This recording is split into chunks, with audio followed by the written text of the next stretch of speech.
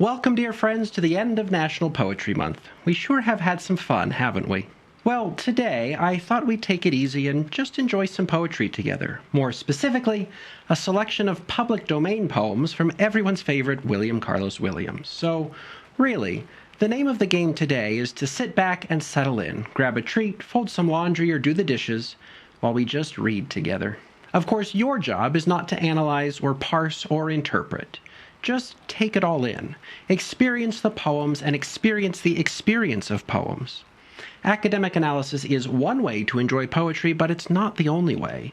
And sometimes, maybe most times, the best thing to do is just drift in the current of its images and rhythms. And away we go. The Late Singer. Here it is, spring again, and I still a young man. I am late at my singing.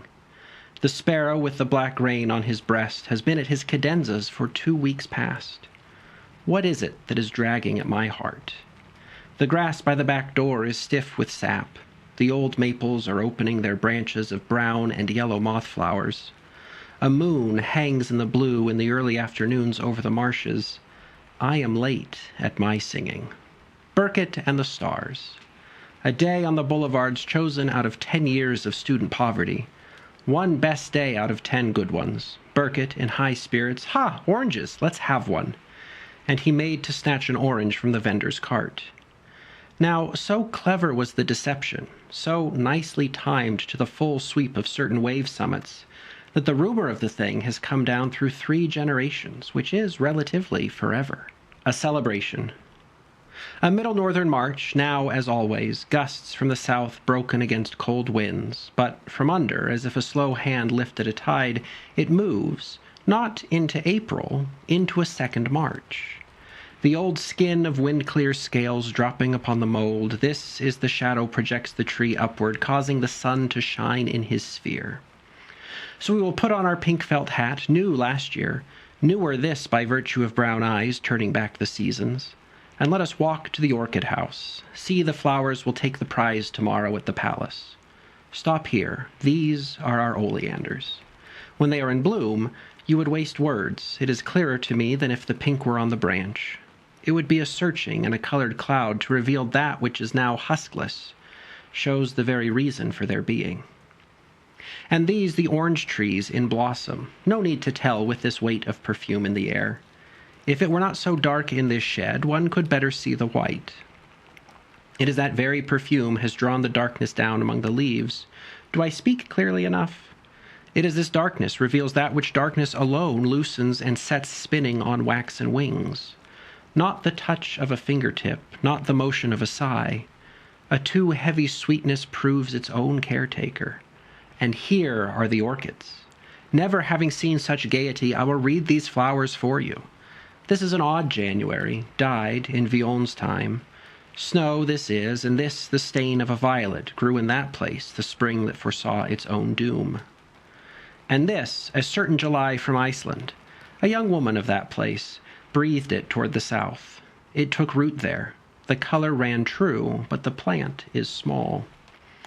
The falling spray of snowflakes is a handful of dead Februaries, prayed into flower by Rafael Arevalo Martinez of Guatemala. Here's that old friend who went by my side so many years, this full, fragile head of veined lavender. Oh, that April that we first went with our stiff lusts, leaving the city behind, out to the green hill. May, they said she was. A hand for all of us. This branch of blue butterflies tied to this stem.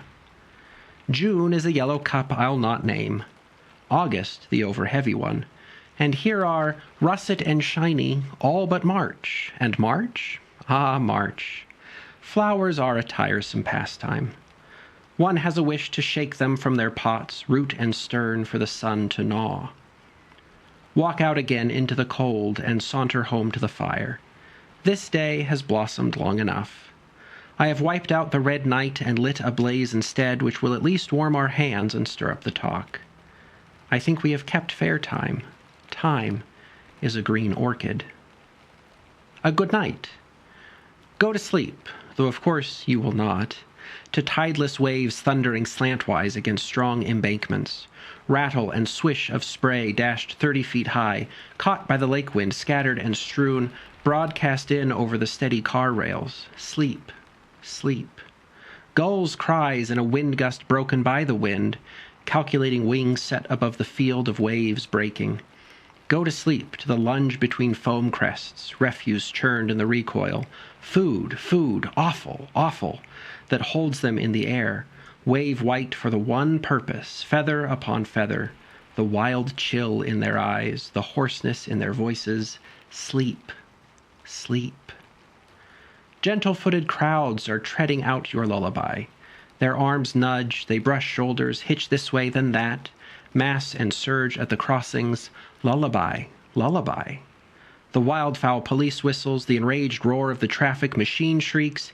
It is all to put you to sleep, to soften your limbs in relaxed postures, and that your head slip sideways and your hair loosen and fall over your eyes and over your mouth, brushing your lips wistfully that you may dream, sleep and dream. A black fungus springs out about lonely church doors. Sleep, sleep. The night, coming down upon the wet boulevard, would start you awake with his message, to have in at your window. Pay no heed to him. He storms at your sill with cooings, with gesticulations, curses. You will not let him in. He would keep you from sleeping. He would have you sit under your desk lamp, brooding, pondering. He would have you slide out the drawer, take up the ornamented dagger, and handle it. It is late. It is 1919. Go to sleep. His cries are a lullaby. His jabbering is a sleep well, my baby. He is a crack-brained messenger. The maid waking you in the morning when you are up and dressing, the rustle of your clothes as you raise them, it is the same tune. At the table, the cold, greenish split grapefruit, its juice on the tongue, the clink of the spoon in your coffee, the toast odors say it over and over. The open street door lets in the breath of the morning wind from over the lake. The bus coming to a halt grinds from its sullen brakes. Lullaby, lullaby. The crackle of a newspaper, the movement of the troubled coat beside you. Sleep, sleep, sleep, sleep. It is the sting of snow, the burning liquor of the moonlight, the rush of rain in the gutters packed with dead leaves. Go to sleep, go to sleep. And the night passes and never passes.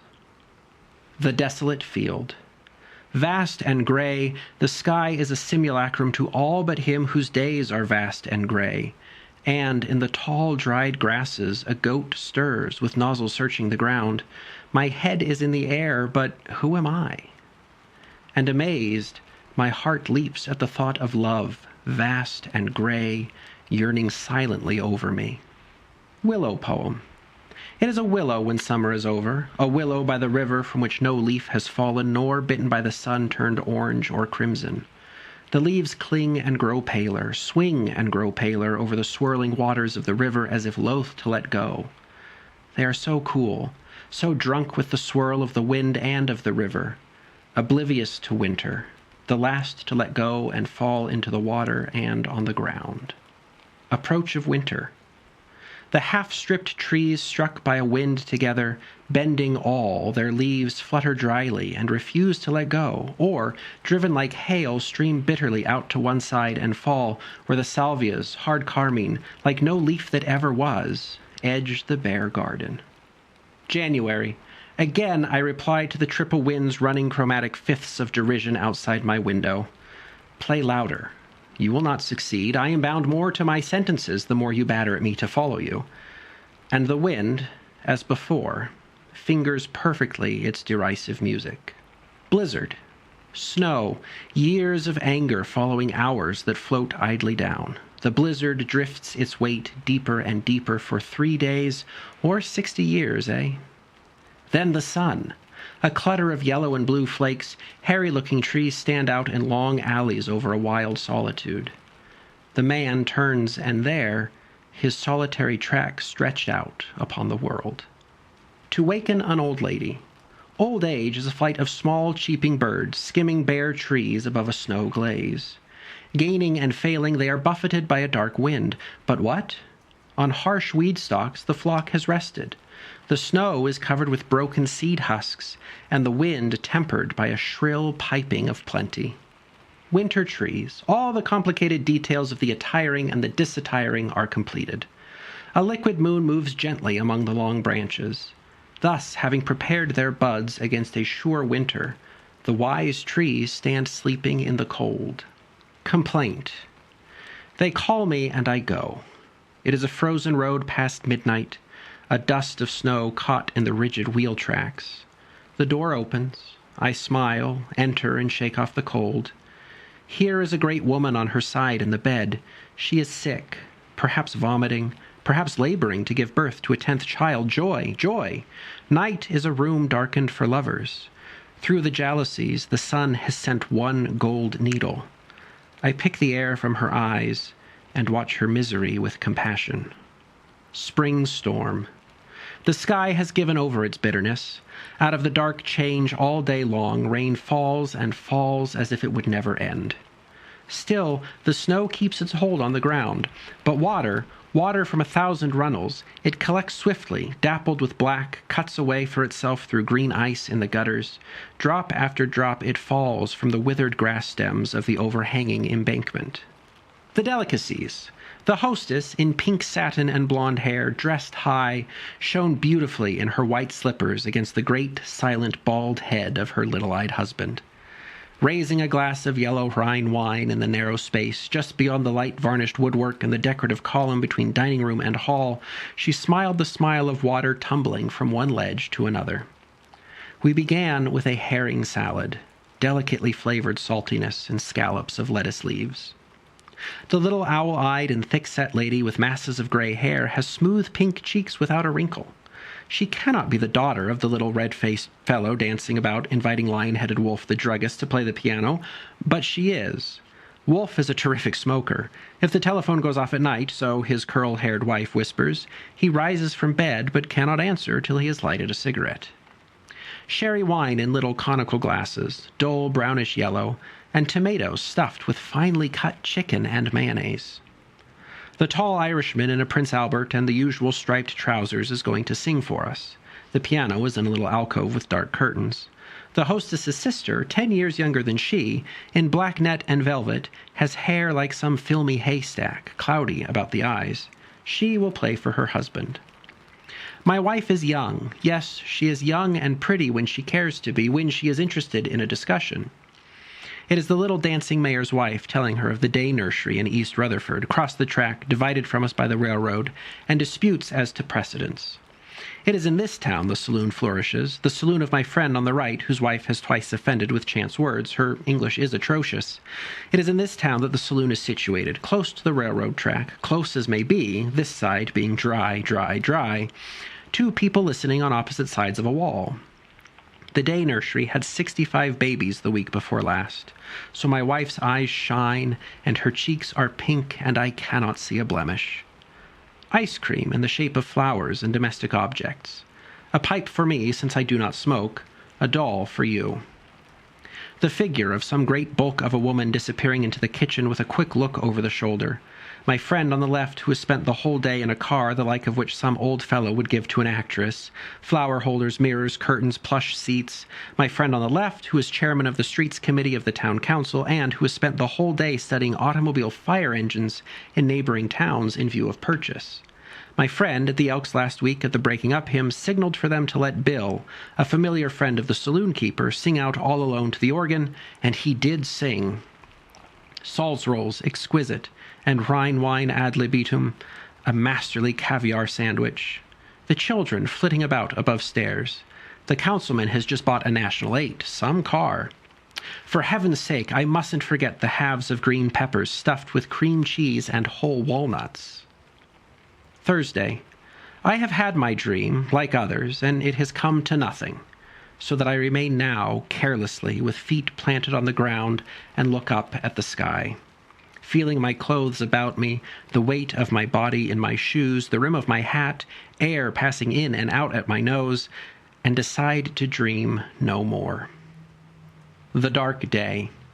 A 3-day-long rain from the east, an interminable talking of no consequence, patter, patter, patter. Hand in hand, little winds blow the thin streams aslant. Warm, distance cut off, seclusion. A few passers-by, drawn in upon themselves, hurry from one place to another. Winds of the white poppy, there is no escape. An interminable talking, talking, talking. It has happened before. Backward, backward, backward. The soughing wind. Some leaves hang late, some fall before the first frost. So goes the tale of winter branches and old bones. Spring. Oh, my gray hairs, you are truly white as plum blossoms. Play. Subtle, clever brain, wiser than I am. By what devious means do you contrive to remain idle? Teach me, O master. Lines. Leaves are gray-green, the glass broken, bright green. Complete destruction. It was an icy day. We buried the cat, then took her box and set fire to it in the backyard. Those fleas that escaped earth and fire died by the cold.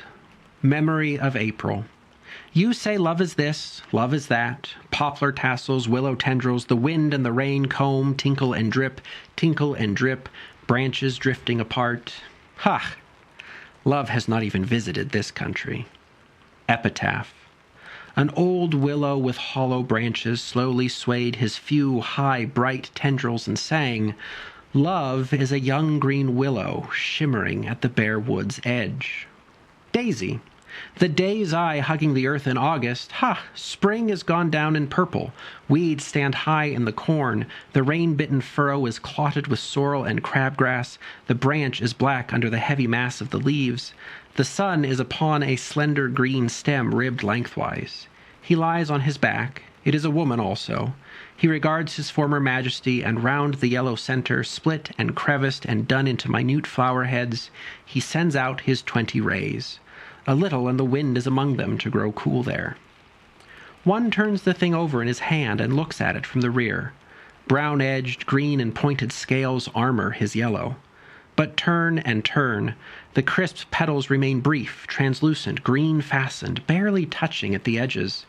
Blades of limpid seashell. Primrose, yellow, yellow, yellow, yellow. It is not a color, it is summer.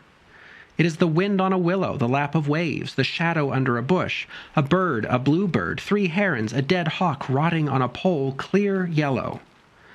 It is a piece of blue paper in the grass, or a 3 cluster of green walnuts swaying, children playing croquet, or one boy fishing, a man swinging his pink fists as he walks.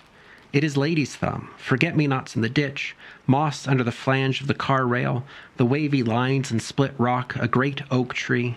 It is a disinclination to be 5 red petals or a rose. It is a cluster of bird's breast flowers on a red stem 6 feet high, 4 open yellow petals above sepals curved backward into reverse spikes. Tufts of purple grass spot the green meadow and cloud the sky. The thinker. My wife's new pink slippers have gay pom-poms. There is not a spot or a stain on their satin toes or their sides. All night they lie together under her bed's edge. Shivering, I catch sight of them and smile in the morning. Later, I watch them descending the stair, hurrying through the doors and round the table, moving stiffly with a shake of their gay pom-poms, and I talk to them in my secret mind out of pure happiness. The disputants. Upon the table in their bowl, in violent disarray of yellow sprays, green spikes of leaves, red pointed petals, and curled heads of blue and white among the litter of the forks and crumbs and plates, the flowers remain composed. Coolly, their colloquy continues above the coffee and loud talk grown frail as vaudeville. Tulip bed. The May sun, whom all things imitate, that glues small leaves to the wooden trees, shone from the sky through blue gauze clouds upon the ground. Under the leafy trees, where the suburban streets lay crossed, with houses on each corner, tangled shadows had begun to join the roadway and the lawns. With excellent precision, the tulip bed inside the iron fence upreared its gaudy yellow, white, and red, rimmed round with grass, reposedly. The birds. The world begins again. Not wholly insufflated, the black birds in the rain upon the dead top branches of the living tree, stuck fast to the low clouds, notate the dawn. Their shrill cries sound, announcing appetite, and drop among the bending roses and the dripping grass. The nightingales. My shoes, as I lean unlacing them, stand out upon flat worsted flowers under my feet. Nimbly, the shadows of my fingers play unlacing over shoes and flowers. Blue flags. I stopped the car to let the children down where the streets end in the sun at the marsh edge, and the reeds begin, and there are small houses facing the reeds, and the blue mist in the distance with grapevine trellises with grape clusters small as strawberries on the vines, and ditches running spring water that continue the gutters with willows over them. The reeds begin like water at a shore, their pointed petals waving dark green and light. But blue flags are blossoming in the reeds, which the children pluck, chattering in the reeds, high over their heads which they part with bare arms, to appear with fists of flowers, till in the air there comes the smell of calamus from wet, gummy stalks. The great figure. Among the rain and lights I saw the figure 5 in gold on a red fire truck, moving with weight and urgency, tense, unheeded, to gong-clang siren howls and wheels rumbling through the dark city.